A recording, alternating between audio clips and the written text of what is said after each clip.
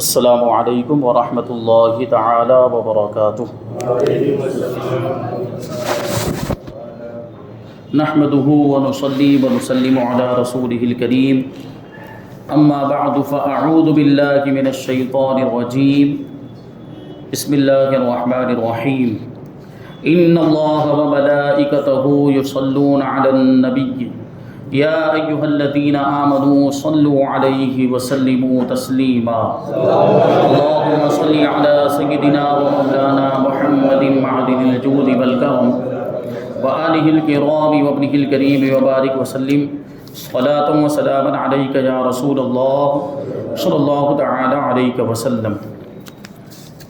تو وفود العرب کا بیان جاری ہے۔ فتح مکہ کے بعد جو مختلف قبیلوں کے لوگ حضور پاک صلی اللہ علیہ وسلم کی بارگاہ میں حاضر ہوئے اور انہوں نے اسلام قبول کیا، ان کی تفصیل بیان کی جا رہی ہے۔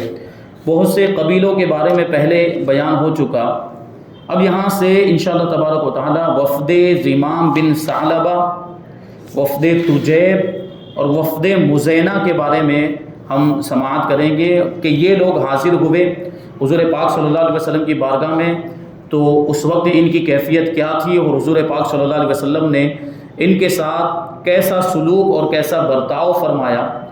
تو سب سے پہلے وفد زمام ابن ثعلبہ، یہ زمام ابن ثعلبہ ایک شخص تھے، ان کا نام یہ تھا۔ یہ قبیلہ سعد بن بکر کے نمائندہ بن کر بارگاہ رسالت میں آئے اور یہ بہت ہی خوبصورت سرخ اور سفید رنگ کے گیسو دراز آدمی تھے، یعنی ان کے بال لمبے لمبے تھے۔ مسجد نبوی میں پہنچ کر اپنے اونٹ کو بٹھا کر اس کو باندھ دیا، پھر لوگوں سے پوچھا کہ محمد صلی اللہ علیہ وسلم کون ہیں؟ لوگوں نے دور سے اشارہ کر کے بتایا کہ وہ گورے رنگ کے خوبصورت آدمی جو تکیہ لگا کر بیٹھے ہوئے ہیں وہی حضرت محمد مصطفیٰ صلی اللہ علیہ وسلم ہیں۔ حضرت زمام ابن ثعلبہ رضی اللہ تعالیٰ عنہ سامنے آئے اور کہا کہ اے عبد المطلب کے فرزند، میں آپ سے چند چیزوں کے بارے میں سوال کروں گا اور میں اپنے سوال میں بہت زیادہ مبالغہ اور سختی برتوں گا، آپ اس سے مجھ پر خفا نہ ہونا۔ آپ نے ارشاد فرمایا کہ تم جو چاہو پوچھ لو۔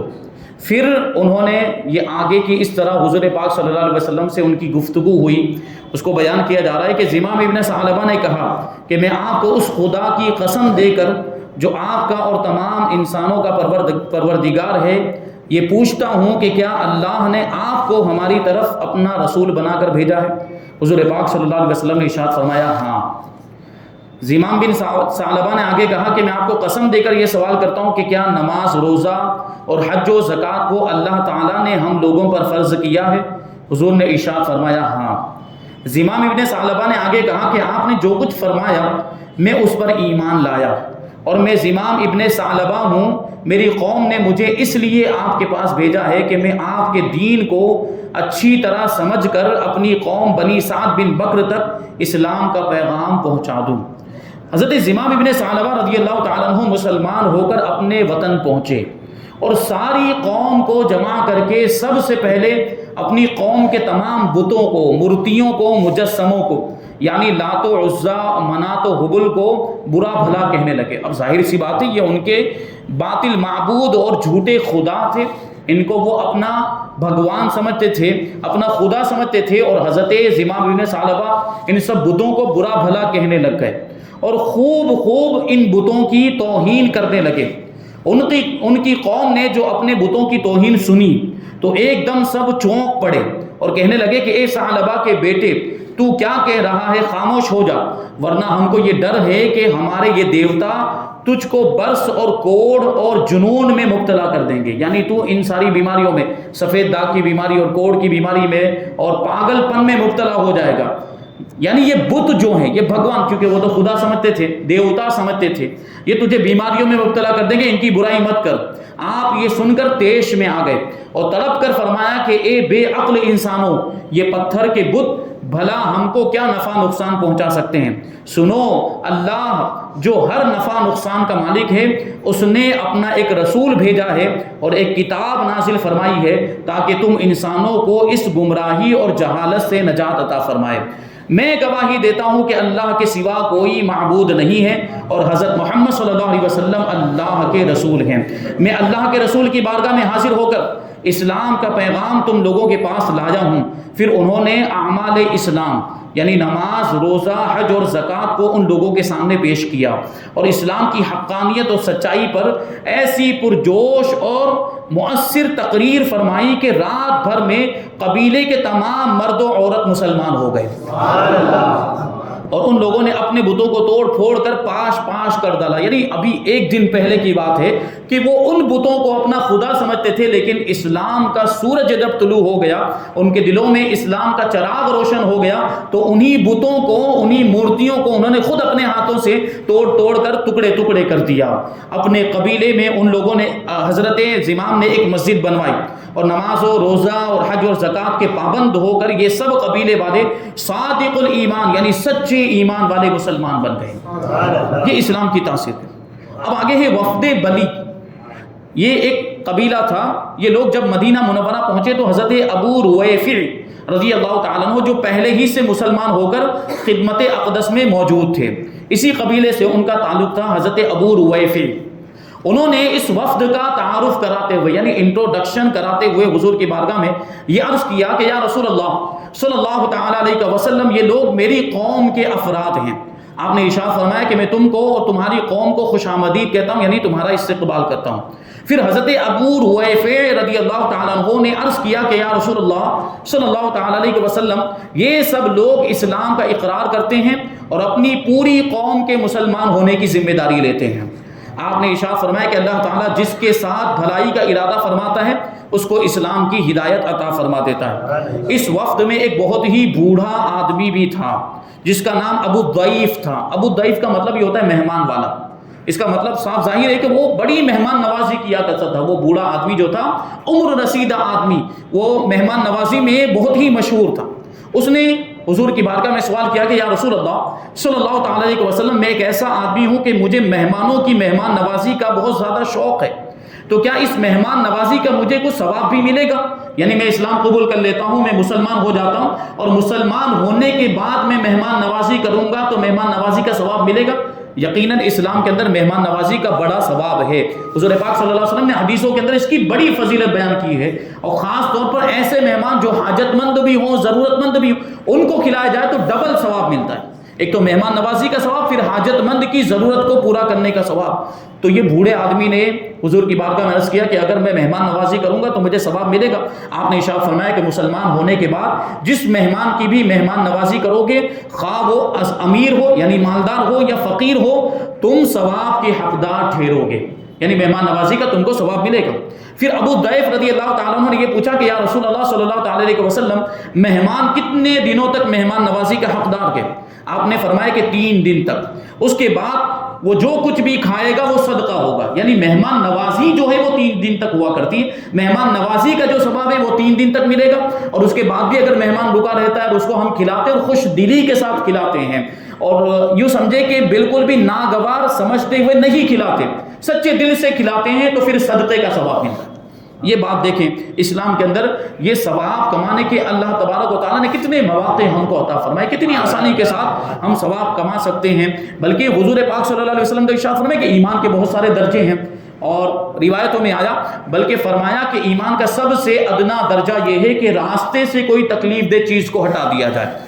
اگر راستے سے کوئی، جیسے ایک پتھر پڑا ہوا ہے راستے میں اور ٹھوکر لگنے کا اندیشہ ہے کہ لوگ یہاں سے گزریں گے تو ٹھوکر لگے گی، اگر اس پتھر کو اس نیت کے ساتھ ہم اٹھا کر سائڈ پر رکھ دیتے ہیں تو اس پر بھی اللہ تبارک و تعالیٰ ہمیں ایک صدقے کا ثواب عطا فرماتا ہے۔ کتنا آسان۔ اور پھر یہ بھی نہیں فرمایا حدیث کے اندر کہ یہ مسلمانوں کا راستہ ہو، مسلمان وہاں سے گزرتے ہو تو ہٹانا چاہیے، کافر گزرتے ہو تو نہیں ہٹانا چاہیے۔ مطلق ارشاد فرمایا کہ مطلق راستہ ہو، کوئی بھی وہاں سے گزرتا ہو، چاہے مسلمان گزرتے ہو یا کافر گزرتے ہوں، اگر ہم نے اچھی نیت کے ساتھ اس تکلیف دہ چیز کو وہاں سے ہٹا دیا تو ہمیں ثواب ملے گا۔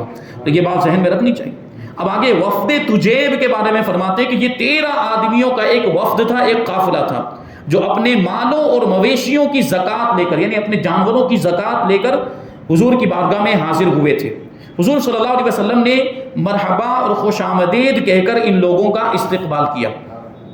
حضور صلی اللہ علیہ وسلم نے ارشاد فرمایا کہ تم لوگ اپنی اس مال زکوٰۃ کو اپنے وطن میں لے جاؤ، کیونکہ وہ ان کے مال تھے، ان کے مال کی زکوٰۃ تھی اور ان کے جانور تھے، تو بہتر یہی تھا کہ ان کے علاقوں میں ہی اس کو تقسیم کر دیا جائے۔ تو حضور نے اسی وجہ سے ارشاد فرمایا کہ اپنے وطن واپس ان مال کو لے کر چلے جاؤ، جانوروں کو لے کر چلے جاؤ، وہاں جو ضرورت مند ہوں ان کو یہ تقسیم کر دو۔ وہی فرمایا کہ وہاں کے فقراء اور مساکین کو یہ سارا مال دے دو۔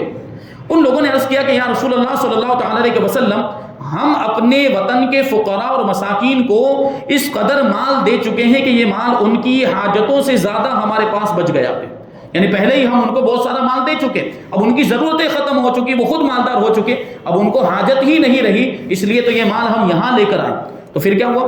یہ سن کر حضور پاک صلی اللہ علیہ وسلم نے ان لوگوں کی اس زکوٰۃ کو قبول فرما لیا اور ان لوگوں پر بہت زیادہ کرم فرماتے ہوئے ان خوش نصیبوں کی خوب مہمان نوازی فرمائی۔ اب سوچیں کہ حضور پاک صلی اللہ علیہ وسلم خود جن کی مہمان نوازی فرمائیں، ان کا مرتبہ کیا ہوگا، اور بوقت رخصت ان لوگوں کو اکرام و انعام سے نوازا۔ ہم سوچ لیں کہ ہم اگر کسی بڑے آدمی کے یہاں چلے جاتے، دنیاوی اعتبار سے اگر کسی کا رتبہ بڑا ہو، بڑا جو ہے کہ عزت والا مانا جاتا ہو، شرافت والا مانا جاتا ہو، اور وہ ہمیں کبھی مہمان بنا لے، دنیا داری کے اعتبار سے بڑا آدمی اگر ہمیں مہمان بنا لے، ہماری مہمان نوازی کرے، تو ہمارا کتنا رتبہ بڑھ جاتا ہے، لوگ ہماری تعریف کرنے لگ جاتے ہیں، ارے اس کو تو فلاں بڑے آدمی نے، شریف آدمی نے، عزت والے آدمی نے اس کو مہمان بنایا۔ یہ صحابہ کرام کے مرتبے ہیں کہ ان کو کون مہمان بنا رہے ہیں؟ سردار کائنات مہمان بنا۔ یہ صحابہ کرام کا مقام و مرتبہ، تو ان کو بڑا انعام اور اکرام بھی دیا، تحفے بھی دیے۔ پھر دریافت فرمایا کہ کیا تمہاری قوم میں کوئی ایسا شخص باقی رہ گیا ہے جس نے میرا دیدار نہیں کیا ہے؟ ان لوگوں نے کہا کہ جی ہاں، ایک جوان کو ہم اپنے وطن میں چھوڑ آئے ہیں جو ہمارے گھروں کی حفاظت کر رہا ہے، وہ یہاں پہ نہیں آیا اس لیے آپ کی زیارت نہیں کر سکا۔ حضور پاک صلی اللہ علیہ وسلم نے ارشاد فرمایا کہ تم لوگ اس جوان کو میرے پاس بھیج دو۔ چنانچہ ان لوگوں نے اپنے وطن پہنچ کر اس جوان کو مدینہ منورہ روانہ کر دیا۔ جب وہ جوان بارگاہ رسالت میں باریاب ہوا، حضور کی بارگاہ میں حاضر ہوا، تو اس نے گزارش کی کہ یا رسول اللہ صلی اللہ تعالی علیہ وسلم، آپ نے میری قوم کی حاجتوں کو، ضرورتوں کو تو پوری فرما کر انہیں وطن میں بھیج دیا، اب میں بھی ایک حاجت لے کر آپ کی بارگاہ اقدس میں حاضر ہو گیا ہوں۔ دیکھیے وہ سمجھتے تھے وہ کون سی بارگاہ میں حاضر ہوئے ہیں اور یہ کیسی بارگاہ، یہاں پر کیا مانگنا چاہیے، صحابہ کرام کو یہ سارے طور طریقے معلوم تھے۔ دیکھیے اب وہ کیا مانگتے ہیں، یہ حضور کی بارگاہ میں عرض کرتے ہیں میں بھی ایک حاجت لے کر حاضر ہوں اور امیدوار ہوں کہ آپ میری حاجت بھی پوری فرما دیں گے، کیونکہ آپ نے میری پوری قوم کی حاجت کو پورا کیا ہے، اب میری حاجت بھی پوری فرمائیں۔ حضور پاک صلی اللہ علیہ وسلم نے دریافت فرمایا کہ تمہاری حاجت کیا ہے؟ اس نے کہا یا رسول اللہ صلی اللہ تعالی علیہ وسلم، میں اپنے گھر سے یہ مقصد لے کر نہیں حاضر ہوا ہوں کہ آپ مجھے کچھ مال عطا فرمائیں، بلکہ میری فقط اتنی حاجت اور دلی تمنا ہے جس کو دل میں لے کر آپ کی بارگاہ میں حاضر ہوا ہوں کہ اللہ تعالیٰ مجھے بخش دے، میرے گناہوں کو معاف فرما دے۔ دیکھیے ان کو اس بات کا احساس، اور اسلام کی ان کو کیسی قدر تھی، اللہ تبارک و تعالیٰ نے ان کو یہ نعمت عطا فرمائی، کیونکہ انہوں نے اسلام کی صداقت کو دیکھا تھا، اسلام کی حقانیت کو دیکھا تھا، اور اسلام کی سچائی کو دیکھ کر وہ مسلمان ہوئے تھے، اور ان کو اس بات کا احساس بھی تھا، اسی وجہ سے مال و دولت نہیں مانگ رہے بلکہ اپنے گناہوں کی بخشش مانگ رہے، مغفرت طلب کر رہے، اور یہ بھی بات جانتے تھے کہ حضور پاک صلی اللہ علیہ وسلم کی وہ بارگاہ ہے کہ حضور کو اللہ تبارک و تعالیٰ نے اس بات کا اختیار دیا ہے کہ اپنے بندوں، اللہ تبارک و تعالیٰ کے بندوں یعنی اپنے غلاموں کے لیے وہ بخشش کی دعا کریں۔ قرآن مجید کے اندر ارشاد فرمایا کہ وَلَوْ أَنَّهُمْ إِذْ ظَلَمُوا أَنفُسَهُمْ جَاءُوكَ فَاسْتَغْفَرُوا اللَّهَ وَاسْتَغْفَرَ لَهُمُ الرَّسُولُ لَوَجَدُوا اللَّهَ تَوَّابًا رَحِيمًا، کہ اگر یہ لوگ اپنی جانوں پر ظلم کر لیں، یعنی اگر یہ گناہ کر لیں، تو آپ کی بارگاہ میں حاضر ہو جائیں۔ دیکھیں وسیلہ بنانے کا ذکر اس کے اندر ہے، یہ نہیں کہا جا رہا ہے کہ جہاں ہو وہیں پر استغفار کریں، جس ملک میں رہتے ہو، جس علاقوں میں رہتے ہیں وہیں پر اپنے گناہوں کی مغفرت طلب کریں، توبہ کریں، یہ نہیں فرمایا جا رہا، بلکہ قرآن میں کیا فرمایا جا رہا ہے؟ آپ کی بارگاہ میں حاضر ہو جائے۔ اور یہ صرف حضور کی زندگی کے لیے نہیں ہے، یہ حضور کی زندگی کے بعد کے لیے بھی یہ حکم ہے کہ اگر حضور کے ظاہری طور پر دنیا سے تشریف لے جانے کے بعد بھی اگر کوئی ظلم کر لیتا ہے، یعنی بہت بڑا گنہگار ہے، وہ گناہ کر لیتا ہے، تو حضور کی بارگاہ میں حاضر ہو جائے، پھر کیا کرے؟ فاستغفر اللہ، وہ اللہ کی بارگاہ میں اپنے گناہوں کی مغفرت طلب کرے، واستغفر لهم الرسول، اور پھر رسول پاک صلی اللہ علیہ وسلم بھی اس کے لیے مغفرت کی دعا کریں، تو پھر کیا ہوگا؟ لَوَجَدُوا اللَّهَ تَوَّابًا رَحِيمًا، تو وہ اللہ تبارک و تعالیٰ کو خوب توبہ قبول کرنے والا، رحم فرمانے والا پائیں گے۔ یہ حضور کی بارگاہ کی برکت ہے۔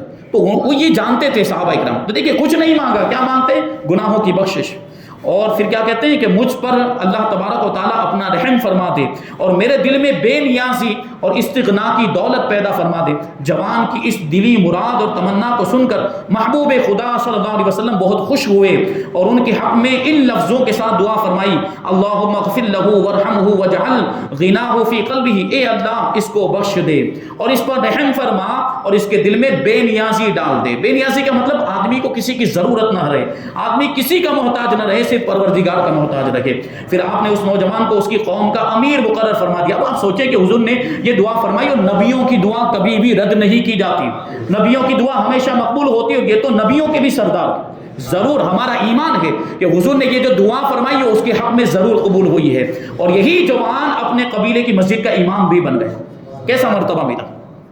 اب آگے وفد مزینہ کے بارے میں بتاتے ہیں کہ اس وفد کے سربراہ حضرت نعمان ابن مقرن رضی اللہ تعالیٰ عنہ کہتے ہیں کہ ہمارے قبیلے کے 400 آدمی حضور صلی اللہ علیہ وسلم کی خدمت میں حاضر ہوئے، اور جب ہم لوگ اپنے گھروں کو واپس ہونے لگے تو آپ نے فرمایا کہ اے عمر، تم ان لوگوں کو کچھ تحفہ عنایت کرو۔ دیکھیے یہ اس میں حضور کا معجزہ۔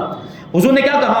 یہ مہمان آئے ہیں تو یہ واپس جا رہے ہیں، ہوتا ہے نا مہمان آتے تو جب واپس جا رہے ہوتے تو ہم کچھ نہ کچھ تحفہ بھی ان کو دیتے ہیں، مٹھائی وغیرہ دے دیتے ہیں۔ یہ طریقہ یہ حضور پاک صلی اللہ علیہ وسلم کی سنت بھی ہے۔ حضور نے کیا ارشاد فرمایا کہ قبیلہ مزینہ کے لوگ واپس جا رہے ہیں، حضرت عمر فاروق اعظم رضی اللہ تعالیٰ عنہ سے ارشاد فرمایا کہ عمر ان کو کچھ تحفہ دے دو۔ حضرت عمر رضی اللہ تعالیٰ عنہ نے عرض کیا کہ یا رسول اللہ صلی اللہ تعالیٰ علیہ وسلم، میرے گھر میں بہت ہی تھوڑی سی کھجوریں ہیں، یہ لوگ اتنے قلیل تحفے سے شاید خوش نہیں ہوں گے، یعنی تھوڑی سی کھجوریں اگر ان کو دی جائیں تو یہ کہیں گے کہ اتنا یہ ہلکا سا تحفہ ہم کو دیا، معمولی سا تحفہ دیا۔ تو حضور پاک صلی اللہ علیہ وسلم نے کیا ارشاد فرمایا؟ دیکھیں تھوڑی سی کھجوریں ہیں، لیکن حضور نے یہ ارشاد فرمایا کہ اے عمر جاؤ اور ان لوگوں کو ضرور کچھ تحفہ عطا کرو۔ اب آپ حضور حضرت عمر رضی اللہ تعالیٰ عنہ بھی تو حضور کے مزاج سے واقف تھے، یعنی ایک بار حضور نے ارشاد فرمایا، حضرت عمر نے عذر پیش کیا کہ کھجوریں بہت تھوڑی ہیں، لیکن پھر تاکید کے ساتھ حضور نے ارشاد فرمایا جاؤ جو کچھ بھی ہے وہ دو۔ حضرت عمر کا یقین دیکھیں کہ اب یہی دینا ہے، اب جا کر دیکھتے ہیں تو کیا ہوتا ہے۔ ارشاد نبی سن کر حضرت عمر رضی اللہ تعالیٰ عنہ ان 400 آدمیوں کو ساتھ میں لے کر جب مکان پر پہنچے تو یہ دیکھ کر حیران رہ گئے کہ مکان میں کھجوروں کا ایک بہت بڑا ڈھیر پڑا ہوا تھا۔ یعنی حضرت عمر کے علم میں تو تھا کہ بہت تھوڑی سی کھجوریں، لیکن حضور نے جو تاکید فرمائی تھی، یہ حضور کا معجزہ یہ ظاہر ہوا کہ جب حضرت عمر پہنچے تو ایک تودا، کیا لفظ ہے، ایک بہت بڑا ڈھیر کھجوروں کا پڑا ہوا تھا۔ اب کیا ہوا؟ آپ نے وفد کے لوگوں سے فرمایا کہ تم لوگ جتنی اور جس قدر چاہو ان کھجوروں میں سے لے لو۔ ان لوگوں نے اپنی حاجت اور ضرورت اور مرضی کے مطابق سب نے کھجوریں لے لی۔ حضرت نعمان ابن بقری رضی اللہ تعالیٰ عنہ کا بیان ہے کہ سب سے آخر میں جب میں کھجوریں لینے کے لیے مکان میں داخل ہوا تو مجھے ایسا نظر آیا کہ گویا اس ڈھیر میں سے ایک کھجور بھی کم نہیں ہوئی۔ سوچیں 400 آدمی، کتنے 400 آدمی کھجوریں لے چکے ہیں، اس کے باوجود برکت دیکھیں۔ حضرت نعمان کہتے ہیں کہ میں سب سے آخر میں پہنچا تھا، پھر بھی مجھے ایسا لگا کہ وہ ڈھیر ویسا کہ ویسا ہی ہے، اس میں سے کچھ بھی کھجوریں کم نہیں ہوئی۔ یہ وہی حضرت نعمان ابن بقری رضی اللہ تعالیٰ عنہ ہیں جو فتح مکہ کے دن قبیلہ مزینہ کے علم بردار تھے، یہ اپنے 7 بھائیوں کے ساتھ ہجرت کر کے مدینہ آئے تھے۔ حضرت عبداللہ ابن مسعود رضی اللہ تعالیٰ عنہ فرمایا کرتے تھے کہ کچھ گھر تو ایمان کے ہیں اور کچھ گھر نفاق کے ہیں، اور آل مقرن یعنی حضرت نعمان کے گھر والوں کا جو گھر ہے یہ ایمان والوں کا گھر ہے۔ تو یہ فضیلتیں جو ہیں بیان کی گئی۔ اس کے بعد وفد دوس کا بیان ہوگا، وفد بنی عبس، وفد دارم، وفد غامد اور کچھ قبیلوں کا ذکر انشاءاللہ تبارک و تعالیٰ آگے ہوگا۔ اس کے بعد آگے کی کچھ باتیں بیان کی جائے گی۔ اللہ تبارک و تعالیٰ کی بارگاہ میں دعا ہے کہ ہمیں، آپ کو، ہم سب کو جو کچھ بھی بیان ہوا اس پر عمل کرنے کی توفیق عطا فرمائے، ہمارے دلوں میں حضور پاک صلی اللہ علیہ وسلم کی سچی پکی محبت عطا فرمائے، اور صحابہ کرام جیسا جذبہ ایثار و قربانی ہم سب کو بھی عطا فرمائے۔ وما علینا الا البلاغ۔